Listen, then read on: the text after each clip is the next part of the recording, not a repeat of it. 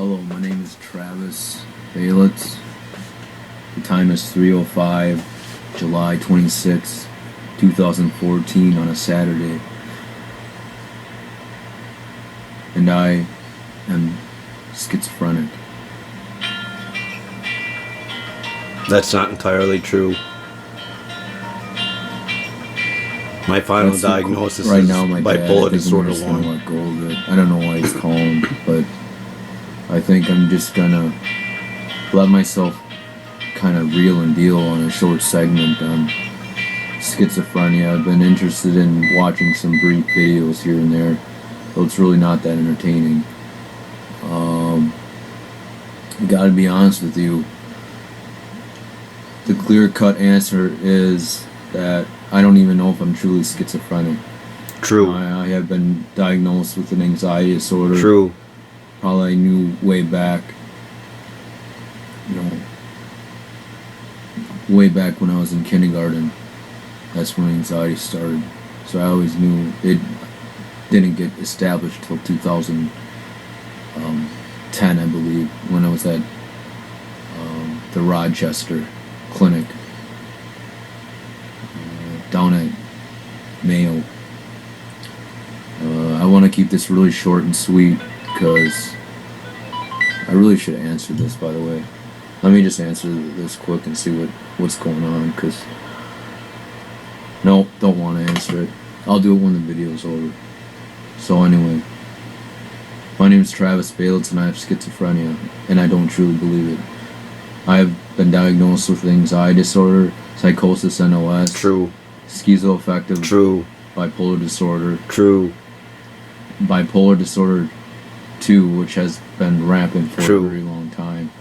And currently schizophrenia. Currently, I think I would consider schizoaffective bipolar disorder. Maybe psychosis. But my current psychiatrist believes it's just disorganized thinking. Could be bipolar disorder. Could also be schizophrenia. And there's various other types that she mentioned that I don't really remember. I just know that I have schizophrenia, and that's about all I can remember. So that's kind of where I'm seated at right now. I'm just gonna ram through this as best as I can, or run through this as best as I can. Basically, poverty and mental illness doesn't tie too well, and though people probably understand who I am and was as a person, apparently I feel like things have changed dramatically. And so far I'm focused on like my sleep, because it used to be I really didn't care about my mental illness, and then all of a sudden, True. You start caring about poverty, and all of a sudden things just drop. I started off shitting in the litter box. True. When it comes to trying to eat, you kind of, I'll go get the cant, but I had this knife, and like I was trying to get myself to eat, because I lost really 20 pounds just very true, but I ended up gaining it all back from poverty-like feelings and more. I'll show you the cant. This is really ridiculous. I can't believe I've actually done this, but I had so, as I call it, poverty of the mind, that I was unable to eat a normal meal. So what happened was that I'd poke holes in something and try to eat with the knife. A family. Unrealistic expectations. That you care about, and that feeling just persists. And you can see here that these were all poked, and I individually suddenly got in there, kind of try to eat as basic as I could, and that's honestly where I started. Once it was a horrible time. This is probably the worst time in my entire life. It's got a hole at the bottom, so you know how crazy I was. I just stuck it up in the ceiling, and I put that on top there. But that was just one of my escapements of things. I collect these things, memorabilias, and which is really weird. Put them in a bathroom, along with where the kitty litter goes right now, which I no longer use. But it used to be, my brother has to hold my hand to get me there. I couldn't cut things. I could barely stab things. I felt like an old person. It was pretty difficult, to be honest with you. So, long story short, I think that's not schizophrenia. That's just it's just almost induced mental illness or whatever the heck you want to call it that causes strange behavior. Because obviously, when you're in a 3-story house, it almost feels like you're in the world.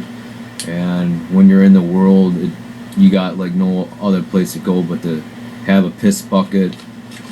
You know, something similar to this, but I shit in the kitty litter. I peed in a pee in this funnel type box thing, and I put a hole in that because it only was like a couple feet away from me. All I could really do with the knife, lay around and I laid all day. And because you're always encompassed by this death-like feeling, dad dying, can't eat dad, can't cut dad. A weird conception when it comes to linking two unrelated objects. There's a lot more collection. If I was more comfortable on camera, I'd probably be showing a lot more of the stuff, but it used to be really, really bad. I would sleep half the time, lay around half the time, and doze off half-ass, just trying to be in this stutter, because this blank stutter, you get this ice feeling, you know, like some winterized feeling where you just kind of hibernate, and that's all you do. And when you try to get up and do things, that hibernation is like you're a bear, but the problem is you're not a bear because you're in survival mode, and all you can think about is fear, and that's the greatest thing that will hold you back. I probably had a lot of anxiety back then. So that was the one thing that my mom really disagreed with me, was me shitting in a piss bucket. I mean, shitting in a kitty litter and using a piss bucket. She did not like that. She really didn't like that. She said, you're supposed to use the bathroom, but it's different. Your perception is different, you know? There are times where I felt like the only safe zone really is on the couch, and that's all it was at one period of time. Couldn't move away from it. And the reason why I feel like I'm talking about this now is because I feel like I'm finally ready to discuss about it. And there used to be a friend of mine who recently mentioned to me, well, you know, let's get nude together, you know, all this other stuff, but you lose that, and you lose that. You can't, you know.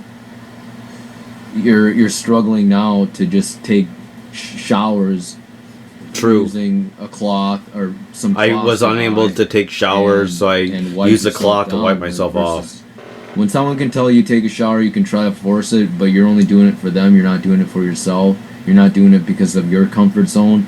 So things sort of get heavy on it, and it projects this way.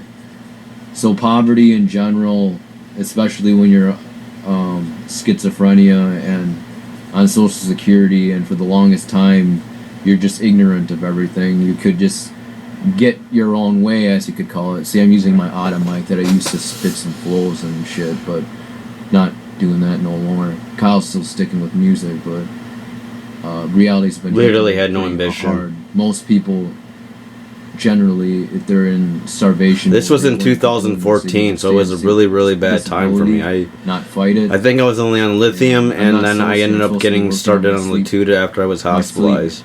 Because sometimes I'm sleeping 13 hours, and other times I'm sleeping like a little under 7, and it varies from anywhere from very miserable 10:30 at night all the way up to 1:30 at night, and I just sleep in because I just find no purpose other than to feel like that's what I have to do, other than have that distraction.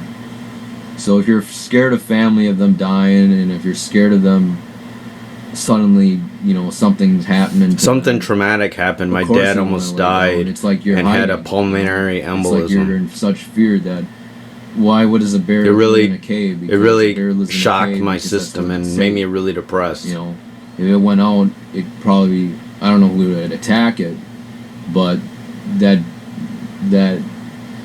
from my standpoint, that can really enclose you and increase your schizophrenia.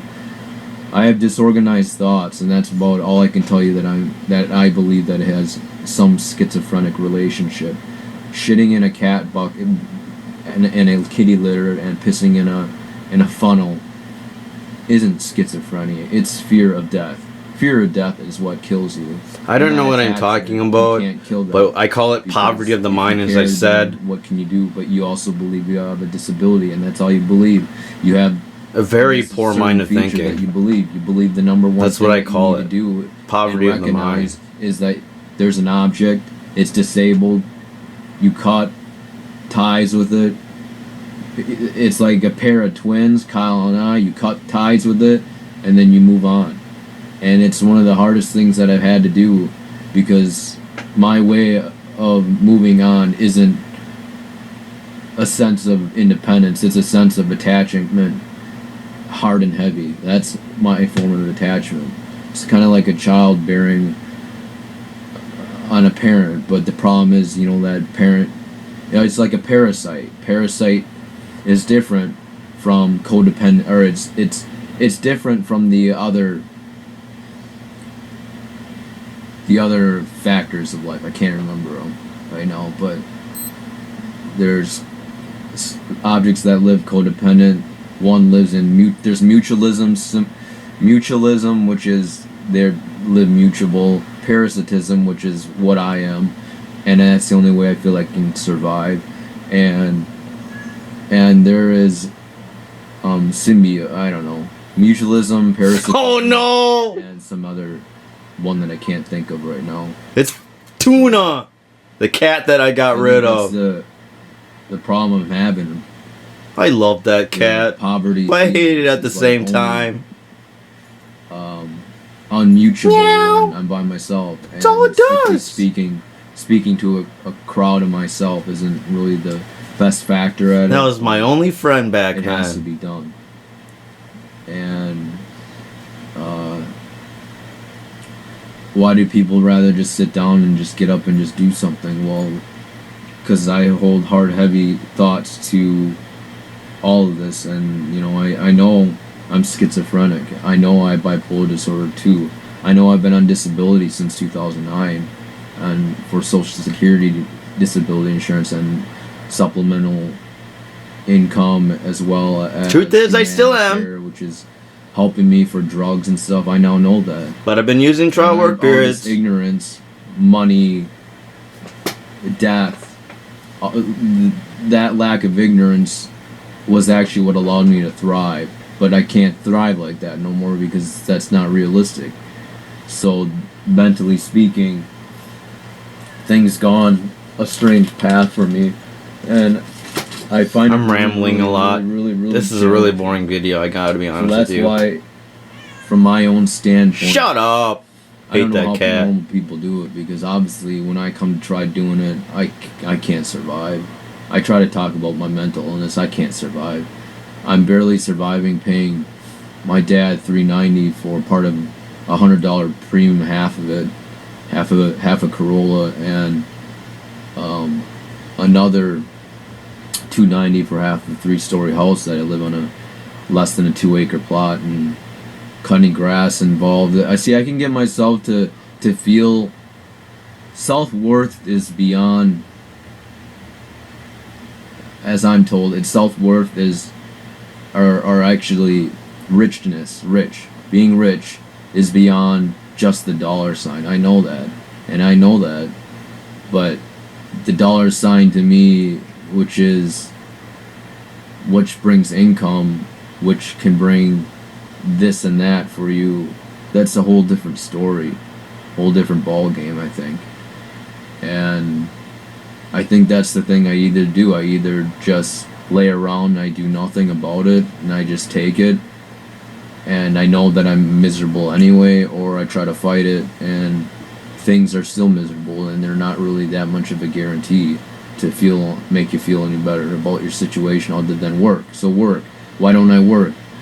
Because I work with an arms worker and I'm working with a therapist, and in order to get yourself to work, to feel good to an extent, you got to get their approval. and that approval is the only way you're ever going to get yourself to do something with your life, or else you're going to be a sitting waiting duck, because you know you don't trust yourself, you know you're disabled.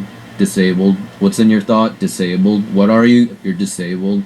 Who are you? Who am I? Pretty low self-esteem. What is my name? Disability. If that's all that's in your thought and in your mind, then how are you going to get anywhere? You can't. I sense extreme depression. So I think that's the reason why that disability sign sticks around everywhere, because even though I'm getting like 741 a month, including SSI and SSDI, 390 is now going for some check, and now for some products, because when you want to be independent, you need to be hygienically better. I don't want to lose my teeth, so like I bought some toothpaste, some shampoo, some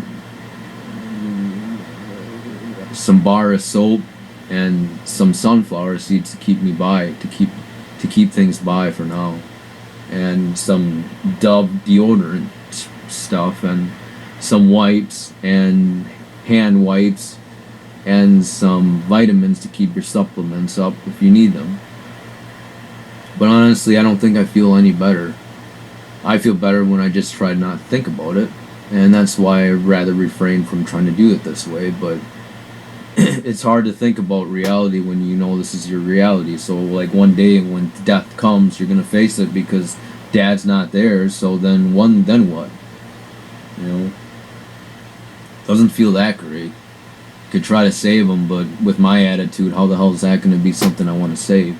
I can barely save myself. There used to be times I would always break down around Dad's girlfriend or mom.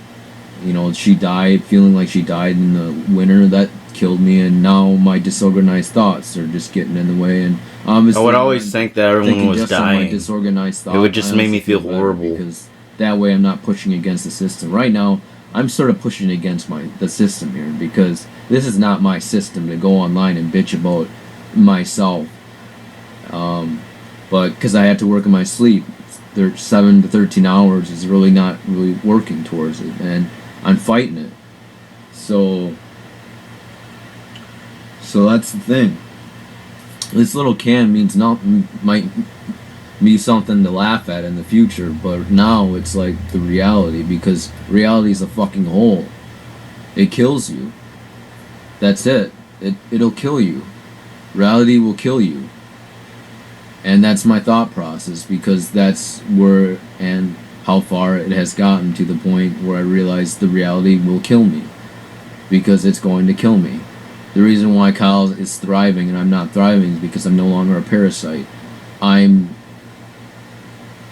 comorbidly living mutually, which is really not mutually. It is more at a disagreement, but you gotta work through it, because parasite feeds off one. Mutualism is that they both benefit. The better choice is trusting your gut feelings and just going at it. You know, what would you do? And symbiotic is you have money that's $10,000 that's set. One benefits, one doesn't really care. That you could probably ask back to have back, or it's in some type of book I was reading. 10,000, probably like 8, maybe between $7,000 or $10,000 on disability. That was money that I owe, or that that is rightfully mine, but my dad has it. So you could try to work around the system that is already given here, and he lives a fairly luxurious life, and this and that, or you push through it, which is going to be not much better system. So you do know work is going to be it in the end, because when that money's there, it's not going to always be there, and in the end you're going to have to fight through it. So like, I don't see how it's going to be any different, because you're fighting with the system that you used to be mutable on, and now you weren't mutable at all. You were a parasite, and that's actually how you live. You still continue to live. So maybe this video is less on my schizophrenia. It's just basically based on my thought processes right now. Very messed up. I got this wonderful little set of stuff that I have saved in room because I'm trying to preserve it as well, because I also believe, even though I think bad and wrong of whatever the house has to offer, it's much cheaper than apartments. And when it comes to a case manager or something like that who could probably get you in a system, the system's not going to be any better, because if you're living in a system where they give you, if your people are prescribing you your meds and you also are living there, this is a really long video. I did not realize it, but saved at all. Nothing. We are So you have to literally wait for a just ticket. barely halfway there. With a case manager, if like a ticket for like welfare or a voucher, you can have at it, a voucher to get out and move on. But what better statement moving out will that get me? It's like you're living in a tent anyway, because the stuff that you grew up on isn't your stuff. I didn't It's realize not this was what a made very long video. the family, I was the family. thinking that this was Dad a short telling me. video, and it's not. It's not that, and it's But- not going to be that in the end. This So the is question exemplary is, of a depression and I don't disorganized thinking. what am I bitching on here for? Thought I guess thought the bitching problems. is that thought he's gonna disorder. die. I guess the bitching is that he has some money left over, $250,000 in assets. He's leaving over, but he's dying. He ain't gonna be here. So wouldn't you think that presence is gonna be something that's of mutual agreement? No, because then you got Jesus. I've been into Jesus lately because I guess that's the only thing that you can thrive on is hope in God and that belief system. Because, and the way I talk, it sounds really muttered. I won't lie. The way I'm talking, it sounds really muttered because it's coming from my ass, which is basically I don't give a shit. I probably still live a fucked life. You know, I don't know how to describe it. I really don't know how to describe it.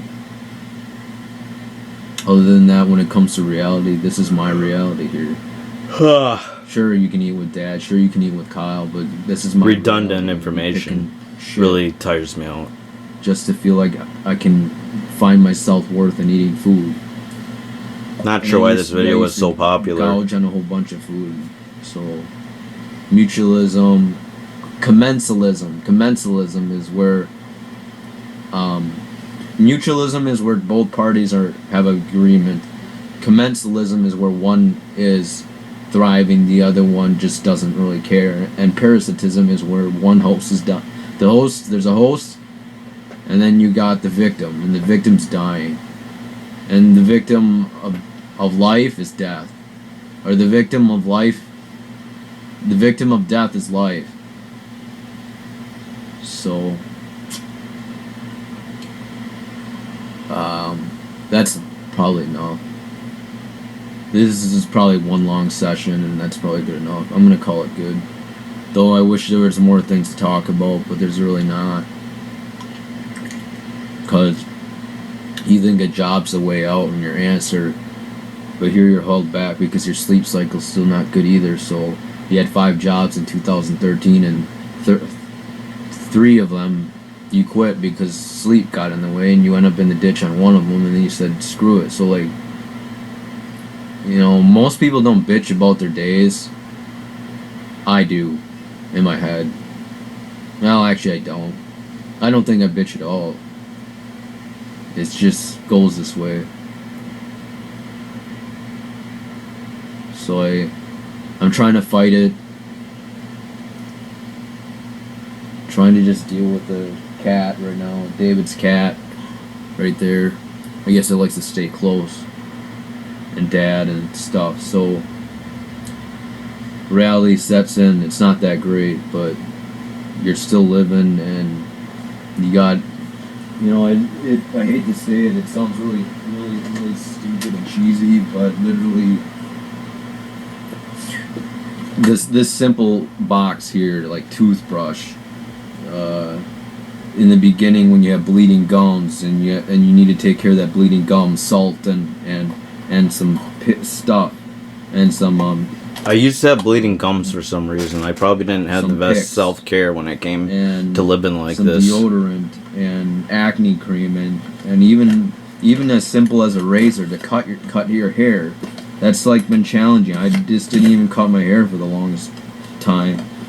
And even simple things like Carmex lips for chapstick and spray for sore throat and just stress and like clear eyes if you had dirt in your eyes, and of course deodorant spray, which I didn't ever think about ever having, and maybe perfume shit, the man perfume.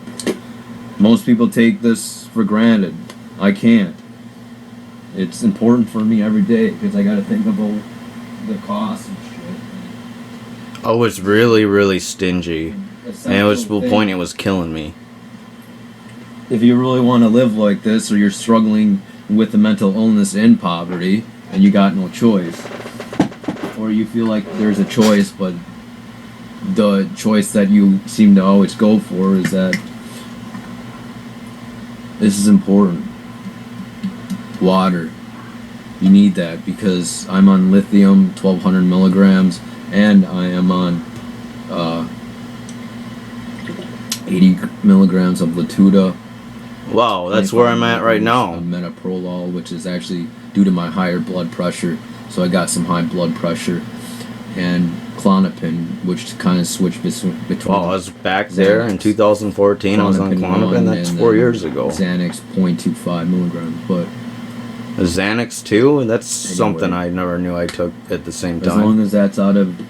You know, even just your dress wear changes. Shirts that people give you, jeans you used to wear, just the attire has totally degraded when people die because all you think about is their death and how miserable it is and how miserable death really is. And like for the longest period of time when I was outside, all I can think about was Maya being disabled, object disabled. I didn't know how to cut it. And it went to Kyle, some reason. Kyle, or Maya. Maya disabled. Disabled is like a positive term for me sometimes too. It sounds negative, but to me it's positive because it kind of, you know, it pushes you away from reality. So reality, but that thing is like you're pushing yourself away from. See, I don't know what the fuck I'm hurt talking the hell about. Out of you in the end. So why would you want to do that to yourself? You don't. How is my dog disabled? Is reality it because she's gone? Is it because when I think about some of the things I'm saying, it's really challenging to. You know, naturally, I had very, very long hair, and I had a hard time cutting it because I felt like I was cutting. It's just very Kyle, Dad, Melissa, chaotic, Dad, and to just even take a simple cut, it was hard enough, and I couldn't do it. Now it's like bluntly, like easy, but you know, you can do it. But like then it used to be really, really challenging. So the Latuda, the antipsychotic, because I'm schizophrenic, I need it because I'm too sensitive to this death. So this is what's going to kill me in the end, is the fear of death, really. And back then, if I maybe don't find a way to challenge myself out of it, then I think fear of regret's worse. But then you think that what's also death, debt. How can I not stress that enough? Debt. Wow, man, debt, poverty. I find that to be stricken and ill fortune because, like, even trying to supplement yourself on food, you can barely eat any food now, and it's all bad. At my lowest, I was like 125. So, like, right now, I'm 169. First time I cut my hair, the time I cut my dad's hair, I got them all in separate Ziploc bags because they're very important to me. The cat that I groomed for the very first time. I saved some leaves to represent the high school friends that I've lost and I never once had again. It's hard because when you're in that state, which I was, all you can think about is them dying. And it's recklessly difficult because you've only had one friend in your entire life, and that was David Psychotic. So I took some dead debris. So what I did was symbolically, I'm very symbolism. I use symbolism a lot here. I symbolically placed some debris, some leaves, and some pebbles into a little Ziploc bag. And I even have the Ziploc bags of the rabbits because I couldn't connect with the animals here, and let alone just a cat, because all I could think about was Dad. You know, when I cut my hair for the very first time and I took a shower, I couldn't. I had to leave. I had to keep checking the door on the cat because I thought I was gonna die, or my dead hair, my hair on my head. My hair on my head represented the cat fur, which represented me taking a shower because there was nothing hair. I can't see hair when I'm in the shower. So I always thought everyone was gonna die. It's true, but sensitive to that. You don't need to worry now. Cat or dad, death, or cat, dad, death. All very important issues, but you don't have to give a shit. Dad, cat, death, and then me. And me is always uncomfortable about it because he knows it used to be worse. It used to be much worse, you know. So that's the question. You think about it, and then what? Like what do you do to think about it? You don't know.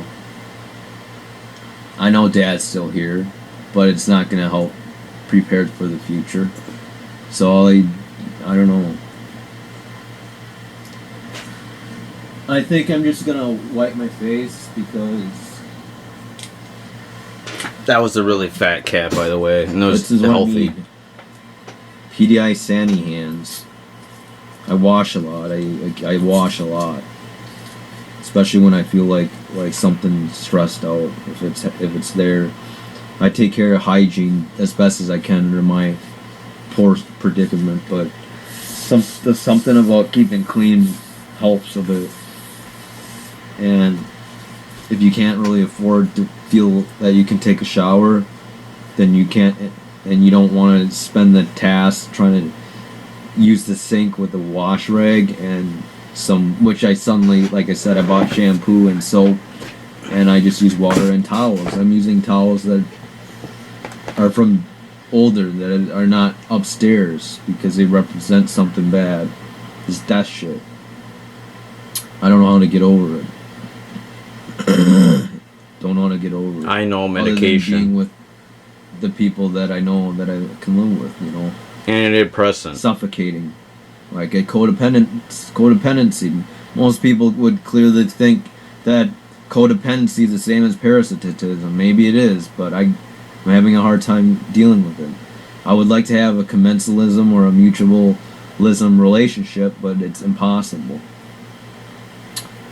And with the one I currently have, or I'm still talking to most of the time, it's infrequent, but it does, you know, it used to be bad. I don't know what's bad no more. I don't care. I guess I don't care about it. That's how much I care about the whatever. I think that's it. I don't know if anyone's going to get anything from this, because it was just, that's the disorganization in my head. Even I realized it at that time. That's all I can relate to schizophrenia. Do I see or hear things? No. But I can tell you I was on 7 antipsychotics. Seroquel, Geodon, Risperdal, Invega, Abilify, Clozaril, and Zyprexa. And they all gave me either akathisia, somnolence, which is severe sleep retardation, and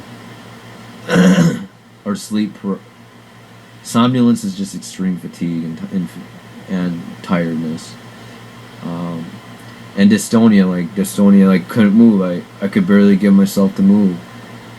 Barely getting yourself to move is what's gonna haunt me the most, because I'm barely getting myself out to drive and shit. So that's actually what's bad. You're passing through all these death channels, and that's all you can think about.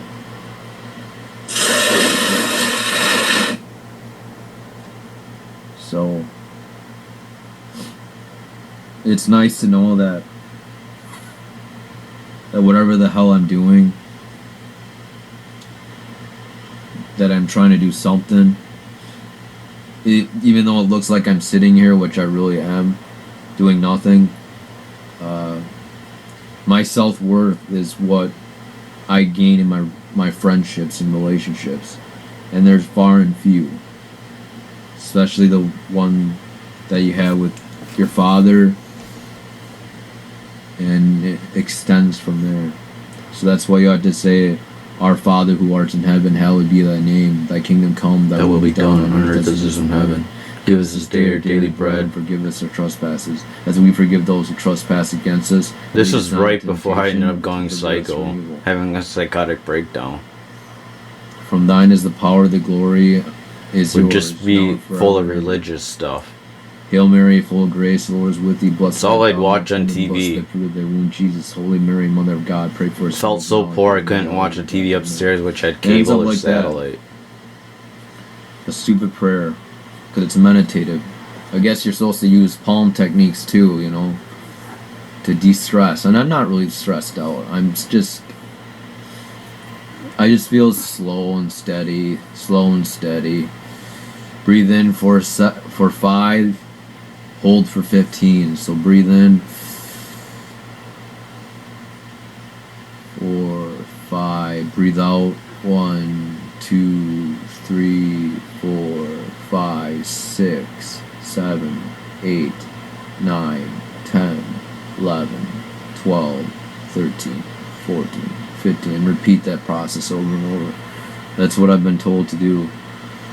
And after that, it's just dealing with the facts of life. There's many facts of life that I have to go through. And a lot of that relates to the codependent relationship with my brother. And it's very codependent. I seem to sweat the small things. I seem to try to fight conflict. I can't seem to compromise.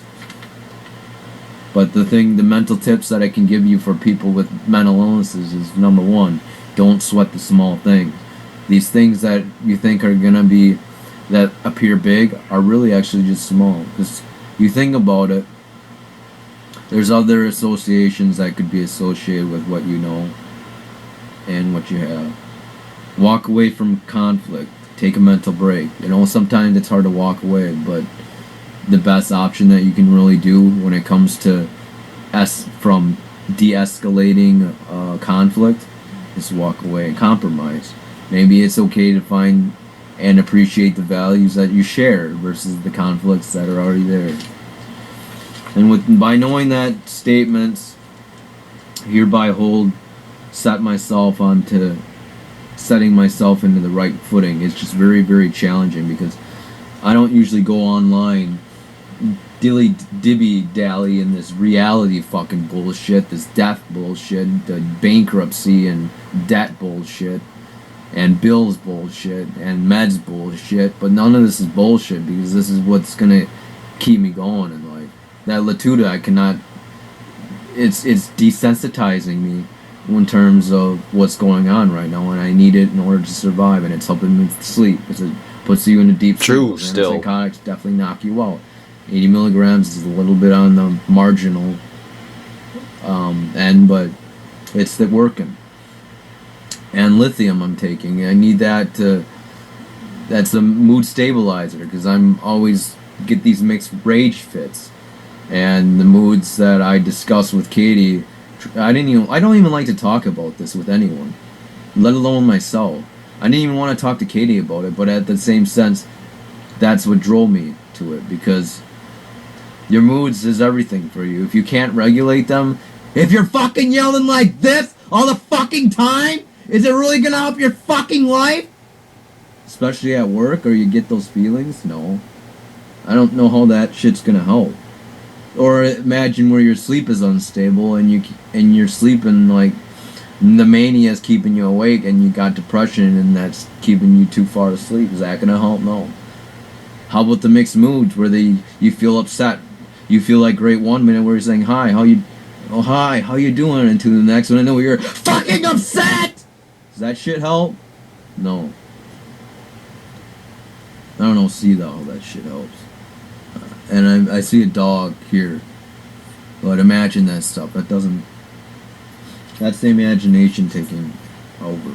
But my mixed moods are generally like that. I go out in a cooling environment, then I get into a stressful one, and I'm already fucking blunting my fucking goddamn mouth off in my head. I used to feel that way all the time. So it's really kind of annoying. In fact, what's weird is that when I was at work, I worked in the restaurant. I lost 20 pounds. I was at 148. When I was in that restaurant, a girl asked me, "How are you so calm?" And I told her I take meds. So I lost because I seem to be the only calm person there in that fucking restaurant. Out of this eating disability, obviously I lost 20.8 pounds. So that's a lot, you know. And now I got to work on my sleep because the last 3 days I was up 13 hours, and the next day I was up 6 hours. 6 hours.